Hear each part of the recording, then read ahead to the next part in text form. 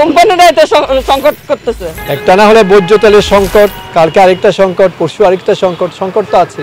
আসন্ন রমজানকে সামনে রেখে চট্টগ্রাম নগরীর বিভিন্ন বাজার ও এলাকার খুচরা দোকানগুলোতে হঠাৎ করে সংকটে পড়েছে ভোজ্য সয়াবিন তেল। কোনো দোকানে পাওয়া গেলেও রয়েছে ভোক্তাদের চাহিদা অনুপাতে কম বোতলজাত সয়াবিন তেল, ফলে বিক্রেতারা হিমশিম খেতে হচ্ছে।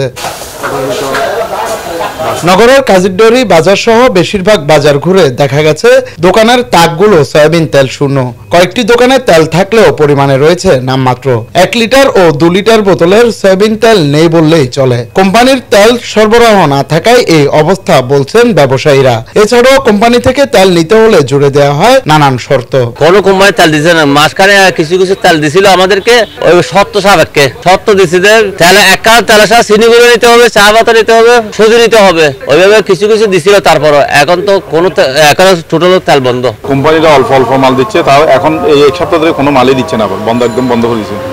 আগে যা দিছিল 2-1 কার্টন, ওটার সাথে ওরা ট্যাগ দিয়ে ধরেন তেল নিলে ওদের চিনি গুঁড়া, সরষের তেল, ওদের আদার্স অন্য পণ্যগুলো নিতে হবে। এখন সামনে রমজান, এটা বড় একটা চক্র হয়ে গেছে। সরকারকে বিপদে ফেলানোর জন্য এটাকে কঠোর হস্তে দমন করা উচিত। আমরা মনে করি 2-1 জনকে ফাঁসি দিয়ে ফেললে কালকেই সোজা হয়ে যায় সবকিছু। কিছু আপনার 1 লিটার 2 লিটার এগুলো দিচ্ছে, তাও শর্তের উপর আপনাকে এই প্রোডাক্টটা নিতে হবে। কয়েক লক্ষ টাকা ওদের কোম্পানিকে দিয়ে দিচ্ছে, কোম্পানিরা মাল দিচ্ছে না। সামনে হলেই দিয়ে রোজার মাস, প্রত্যেকটা পরিবারের মধ্যে যেখানে হয়তো 5 লিটার লাগবে সেখানে 10 লিটার লাগবে। সেই জন্য এই তেলের ঘাটতিটা কেন হইলো? এটা কোম্পানির সরকারের যদি একটা বিবেচনা হয় তাহলে ভালো হবে। সপ্তাহে 50 কার্টন হলে আমাদেরকে সপ্তাহে 5 কার্টন তেল শুধু লোকসান এবার পুষ্টি দিচ্ছে এবং 45 কার্টন শর্ট, কিভাবে আমরা বিক্রি করবো? এদিকে খুচরা বাজারে ভোজ্য তেল সংকট নিয়ে ক্ষুব্ধ ভোক্তারা। যে জায়গাতে বড় গোডাউনের মালিক যারা, তারাও তো এগুলা ইন্ডিকেট করে রাখছে ওইসব জায়গাগুলোতে, যাতে সরকার নজর দেয় আর কি। 810 টাকা দিয়ে নিতাম,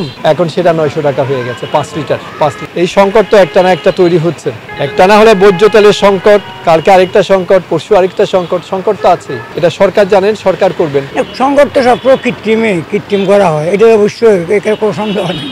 উচ্চপর্যায়ে সরকারের কোনো দোষ নাই, নিম্ন পর্যায়ে সরকারের সাথে এই টেলিকম মেজের একটা যোগসাধন আছে। নাহলে গত সপ্তাহে বলতে একই কথা আজকেও বলছে টেলিভিশন। খুচরা দোকানে স্যার আমাদের কোনো ভরসা নেই। যে খুচরা দোকানে এসে আমরা সেই সোয়াবিন বলেন বা আদার অন্যান্য যে দ্রব্য, নিত্য প্রয়োজনীয় দ্রব্য, সেগুলো আমরা পাচ্ছি না। বাজার মনিটরিং করা, কারা কোন জায়গায় কারা মজুত করছে, এগুলো দেখা। কোম্পানিরা এটা সংকট করতেছে। ভোগ্য পণ্যের অন্যতম বৃহৎ পাইকারি বাজার চট্টগ্রামের খাতুনগঞ্জেও দেখা গেছে একই চিত্র।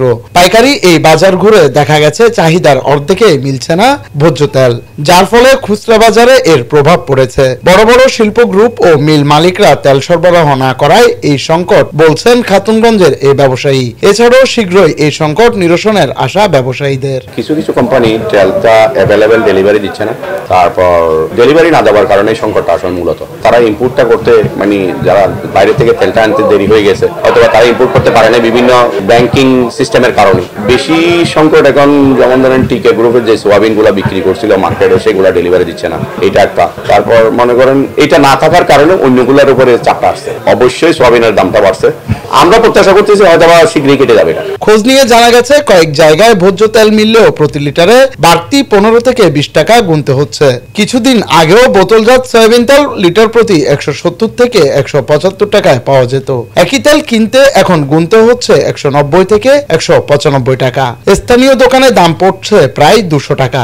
এতে নাভিশ্বাস ভোক্তাদের। ক্রেতাদের চাহিদার শীর্ষে থাকা 1 ও 2 লিটারের বোতলজাত সয়াবিন তেলের সংকট বেশি। তাই বড় কোম্পানিগুলোকে চাহিদা অনুযায়ী সরবরাহ বাড়ানোর তাগিদ সংশ্লিষ্টদের। জুনায়েদ হাসান, চট্টগ্রাম নিউজ।